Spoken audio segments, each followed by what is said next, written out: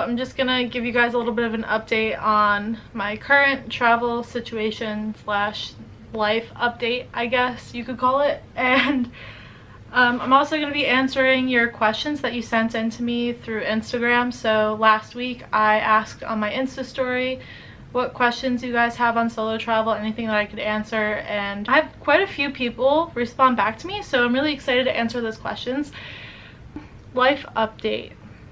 I flew home August 14th, and since then I was just like applying to jobs, and thankfully I had an interview on Saturday and I'm pretty sure I got the job. I had to go in for a drug test, which I did today, so I'm gonna pass, obviously, because I don't do drugs. But once I pass that, hopefully I start my new job next week, so I'm super excited to be doing that. As far as like travel related things, that's gonna have to go on hold for now because, you know, I need to be an adult. I'm staying in New Jersey for now, and I'm gonna be working, and I'm actually really excited to start my new job. It's in the field that I want to be in, so very excited for that. And I'm not really sure when the next time is that I'm gonna be able to travel, so I decided I'm still gonna make videos. So I'm gonna be making videos every Wednesday. Every Wednesday I'll have a video up, and it's always gonna be something helpful, something travel related. Like, I want to make these videos to help other people while they're planning their travel journeys or whatever it is that they are trying to, you know, research or whatever. I want to be helpful. So if I feel like it, I might start making videos more than once a week. I would really like to make videos twice a week. It just really depends on my work schedule and how much time I have. So yeah, I'm super excited, and that's just an update on basically what I'm doing right now. My overall thoughts on the trip: I definitely had so much fun, and I would highly recommend every single person does a solo trip, whether it be for a weekend or 2 weeks or like 6 months, whatever. I highly recommend it because you will find that it's a very freeing experience to have. And basically what I got out of it was that I can depend on myself, and I can be independent, and I can figure out problems on my own, and you definitely find out a lot about yourself. And it's overall just a really good experience to have, even if you only do it once. I really think that everyone should do a trip on their own at least once in their life. just for your own mental sanity. Yeah. I really missed iced coffee. I found that a lot of places in Europe don't do iced coffee. They like to make the iced lattes, but iced coffee. Okay, so now that I gave you a life update on basically what's going on with me, I'm just gonna get right into the questions. I'm just gonna pull them up on my phone, and I'm literally just answering these kind of off the top of my head. I put some thought into it, but let's see. Do you know any other languages, or just try to find someone who knows English? So I don't know any other languages. I went to 7 countries, so it's, you know, you're not going to learn every language, but I would highly recommend just learning like please, thank you, you're welcome, like the basics. And that's just out of respect for the people that live in that country, and 9 times out of 10 they will be over the moon because you know a couple of words in their language, and you're willing to like speak their language to them. And I would say, as an American, usually they can tell. If you can't speak their language, they can pretty much tell. In most cases, I found that everyone pretty much spoke English. In most places, people spoke English, and even if they don't speak English, There were very few instances where I came across someone that didn't speak English, and in those cases you can always pull up your phone and have like the Google Translate app, and usually they're willing to help you. And if they're just being like about it, then just try to ask somebody else. But most of the time you can get by with just knowing the basics of the language. I found that that was all I really needed to know. Especially going to Europe, they're very used to having like they pretty much learn English growing up in most of the countries in Europe, so it's really not an issue, like the language barrier. But I would definitely say like learn a couple of words, just, you know. And also like you want to be more culturally diverse, like immerse yourself in their culture as much as possible. So learning, you know, the language is a part of that. So if that's something that you want to do, I would highly recommend, you know, learning the language, at least the basics. So how do you not get scared? I like that question. I was only really scared right before I left for my trip. And there was one instance in Amsterdam where I got scared. Other than that, I really was not scared pretty much my entire trip. It was really just the anticipation leading up to it. I would say the best way to combat getting scared is to do your research and prepare yourself as much as possible. So for me, I did research online. I contacted people that I knew lived in those countries or had visited those countries, just to like understand more about what it's like to go there, what the culture is like, things like that. Also, I would highly recommend going on the United States government website. They have like a travel advisory website. I can link in the description that website below so you can check it out. But basically, there's a travel advisory for every single country around the world on that website, and it will tell you if it's safe to go there. Like level 1, level 2 is, you know, like use caution. I would say like a level 3 or a level 4, maybe don't go. But just do your research, and most likely that should get rid of your fears, I would say. But you're always going to be a little bit scared because you're by yourself. But I wouldn't say I felt like scared for my life at any point. Once I got on the flight, like I kid you not, as soon as I got on the flight, it felt like just all of my fears and my anxiety and everything like leading up to the trip kind of disappeared. And I was like, you know what, I'm doing it. Like I'm on the flight, like I'm going to Paris. Like, so I would say the best way is literally to just do research and talk to people that have done it and see what they say. So the next question is, how did you meet up with people? Were they at hostels or random? Was it weird? Okay, so I met most of my friends through the hostels. I would say like you're gonna meet all your friends pretty much in the hostel. The only other way that you really meet people is if you do like group trips or if you do like excursions. So like for me, I went bungee jumping and I went whitewater rafting, and I met people when I did those activities because I was by myself and I was put in a group with people, and you know, you're pretty much forced to mingle with people. So that's like another way that you can make friends. But in the hostels, I would say like the majority of people are solo traveling. Like there's gonna be couples, there's gonna be groups, there's gonna be friends, but there's always a solo traveler. Like there's so many solo travelers in hostels, and the reason being is because it's so easy to meet people in hostels. It's ridiculous. So not only you have an opportunity to meet people in your room, so the people that you're rooming with, you know, obviously you're gonna meet them, and it's literally just as simple as when you walk in the door and you see them for the first time and you just say, hey, my name's Kara, nice to meet you, and or whatever your name is, and you know, they normally will say hi back. Sometimes You know, you start a conversation. Normally you start a conversation. They ask you how long you've been traveling, where you've gone.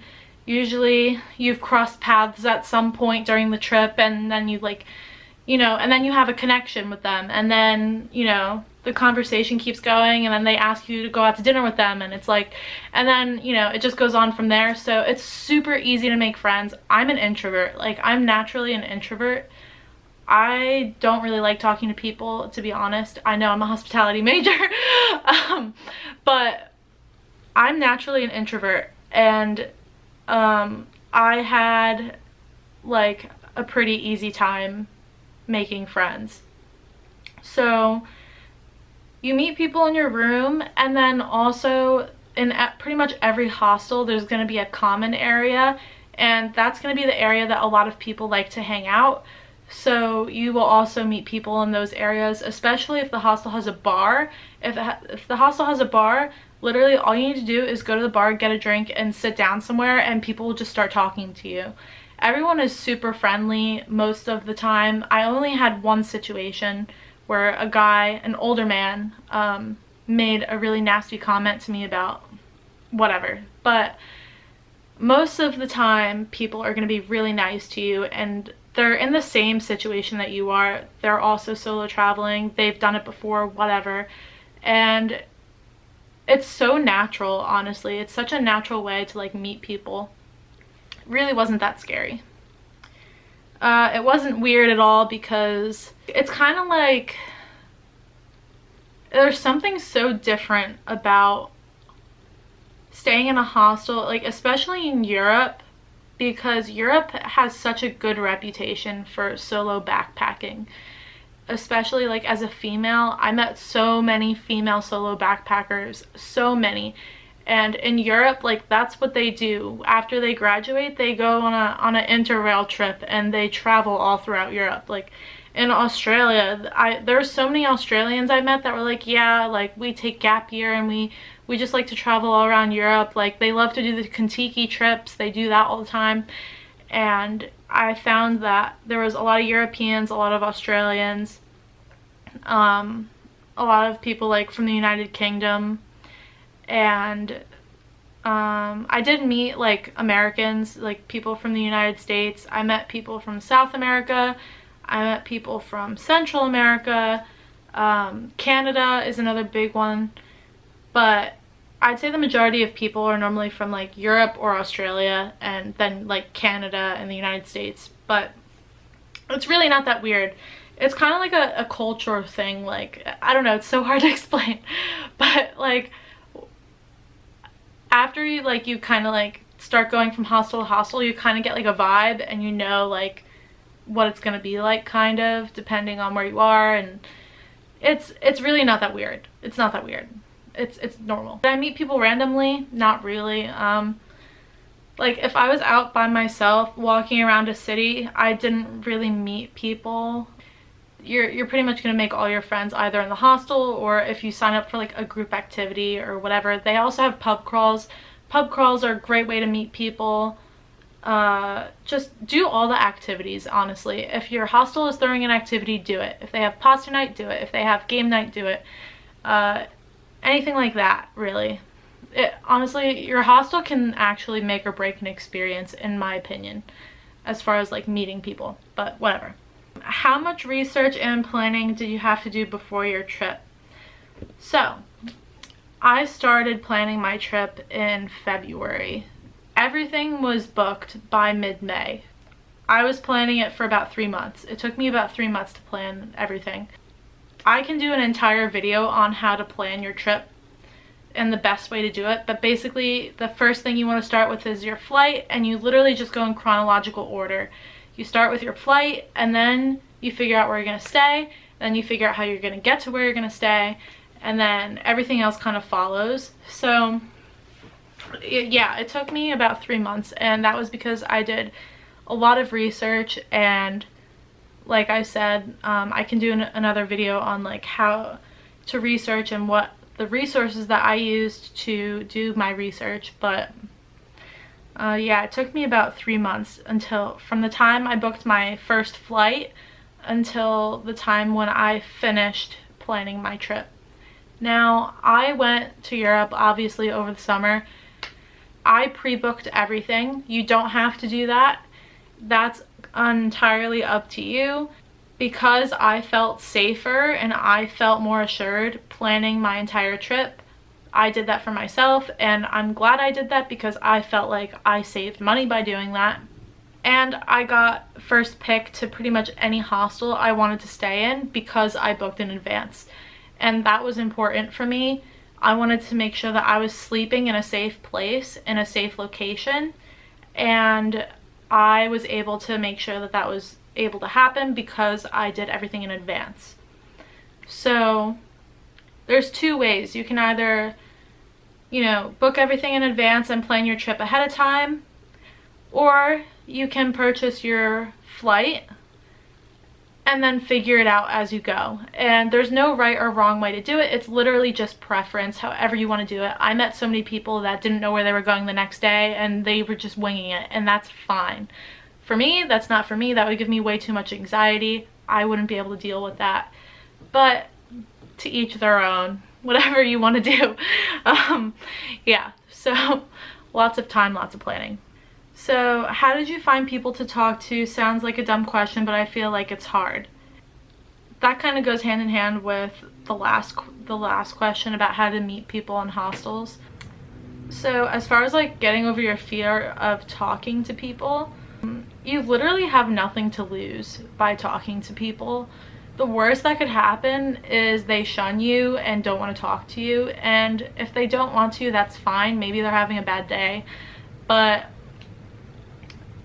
in my experience, finding people to talk to was pretty easy. The majority of places I stayed was a hostel, but I also stayed in a resort for a little bit, and I stayed in an Airbnb. And when I stayed in the Airbnb, there was a couple that was also staying in a different room, and I met them and they were nice, but they were older. They were like in their 40s, and they kind of wanted to do their own thing, which is fine because they were a married couple. But they were nice, and I talked to them at dinner. We had dinner together one night, and but I would say with Airbnb, you're not going to get the experience of meeting people and being able to talk to people. You're not going to have that social aspect.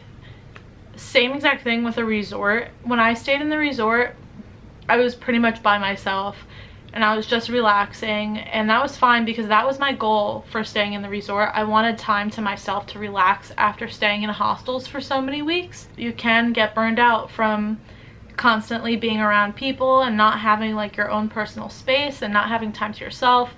And even though you're traveling alone, it kind of doesn't really feel that way because you're always surrounded by people when you're staying in a hostel. It's honestly so easy to talk to people when you're in a hostel because everybody wants to talk to everyone. Everyone wants to make friends. All right, another question. So these are all some of these questions are pretty similar, and they're all about meeting people. So now I know that everyone has questions about how to meet people and make friends. How do you meet new friends when you're constantly moving to a new place? You make friends so easily and so fast. It's ridiculous. It's something that I didn't have the luxury of doing because I pre-planned my trip. I couldn't necessarily change my plans to go travel with new friends that I made because everything was already planned for me. But other people that solo travel, sometimes if they are doing their trip, just day by day and they don't know where they're going the next day, they have the flexibility. Like if they meet people and they make a really good connection with and they make friends with people, and let's say those people are going to Spain the next day. If you don't pre-plan your trip, then you have the flexibility to be like, hey, I want to come to Spain with you guys. Or if they invite you to come with them and they're like, hey, why don't you come to Spain with us? You can do that if you don't pre-plan your trip. So that's the beauty of having the flexibility of not planning ahead of time, is that you can make those decisions. When I went to Switzerland, I thought that I was going to make a lot of friends and meet people to go hiking with. And the hostel I was staying in was not very social. There was a lot of groups of people, and they did not seem very interested to talk to me, and it was not that friendly. So I didn't really meet people when I was in Switzerland. I met some people my last night that I was there, and you know, it was the last night, but I still had a good time in Switzerland because I made the best of my time. So I wouldn't be so focused on trying to find friends, because they'll come to you naturally. And even if they don't, you still get to spend time with yourself. And I think that that's something that you need, especially if you're doing a super long trip. You just kind of have to be flexible with it. I mean, I went on hikes by myself. I signed myself up for bungee jumping without knowing anybody else that was going. And when I went bungee jumping, like, it was nice. Like, I was talking to all the people that were there. We all had something in common. We were jumping 135 meters off the ground. So, you know, we bonded over that. Don't be scared. It's fine. Like, usually things work out for the best. Those were all the questions that I got. I really hope that this video was helpful. I hope that I answered your questions thoroughly and that you got what you're looking for out of the video. Let me know what you think. I was thinking the next video I might do how to save money for a trip, like how to budget out your money, or I could do how to plan your trip, like the steps that you need to take to plan your trip and what resources you can use to help you. So those are the two videos I was thinking about doing for next week. So you can comment and let me know which one you're most interested in, and I will make that video for next week. So yeah, that's everything I have for this video. Hope you enjoyed. If you want to watch more videos, then you're more than welcome to subscribe. If you don't want to watch more videos, then don't subscribe. I'm definitely going to post every Wednesday, so you can look forward to watching a video every Wednesday. I never know how to end my videos, honestly. I feel so awkward. Like, do I say bye? What do I say? See you in my next video? I'm not really sure. Maybe I'll just end them very awkwardly. Just like me. Bye.